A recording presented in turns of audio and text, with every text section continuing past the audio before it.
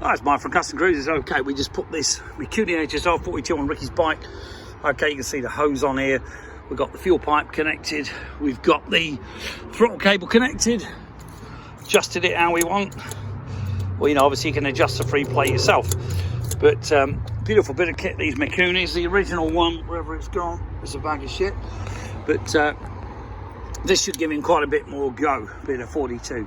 Obviously easy to adjust as well. You've got a tick over screw here, not on top like on the other ones. But if you're interested in any great deals like this, give us a call. It's 01773 835 666. Customcruisers.com. Ricky's FXR, pretty cool bike.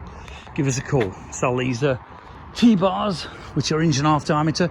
If you're after that club style bike, these really are a cool thing. We've also got the drag specialty seat going on, which is like a Mustang, and various other things. Okay, so if you want any FXR stuff, I've got one myself. I do know a bit about them. Blaggers, you know, whatever it is. Softail, got a couple of them. Give us a call. 01773 835 666. Customcruisers.com, or the new site. Not a lot on it yet, but there will be. Customcruisers.eu. Thank you.